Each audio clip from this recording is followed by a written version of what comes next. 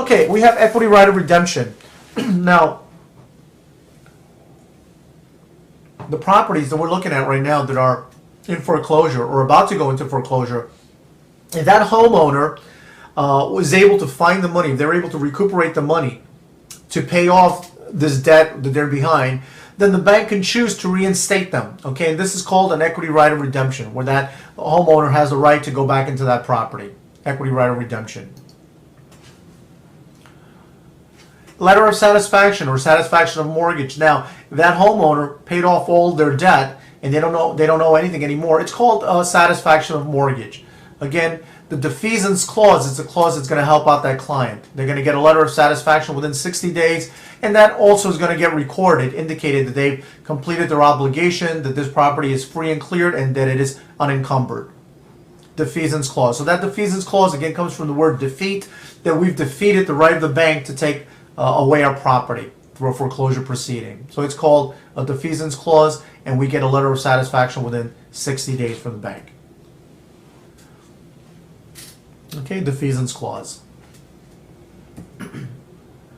Okay, we mentioned an exculpatory clause. If we mentioned the deficiency judgment. Okay, so that property that sells for $400,000, it got sold in an auction for $300,000. Then there's a deficiency, and that bank is going to come after you for that $100,000. Okay, but if they forgive you, if they forgive, condonar means to forgive.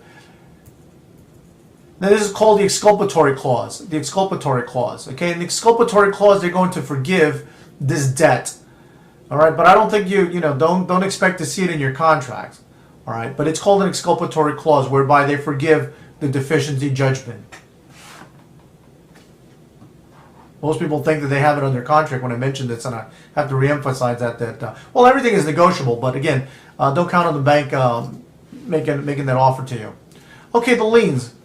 Voluntary liens. The following are voluntary liens: a mortgage lien and a vendor's lien. A mortgage lien, let's say for instance the house is worth $100,000, this property is worth $100,000. Okay, the purchase price is $100,000, but the bank is only going to lend the borrower 80% LTV, 80%. Okay, well, the seller in this particular case can offer to help them finance it, and this is called a vendor's lien. A vendor's lien with a purchase money mortgage. A vendor's lien, and the parties to this type of lien is the vendor and the vendee, the seller and the buyer. Okay, so these are the two types of liens that are voluntary: a mortgage lien and a vendor's lien.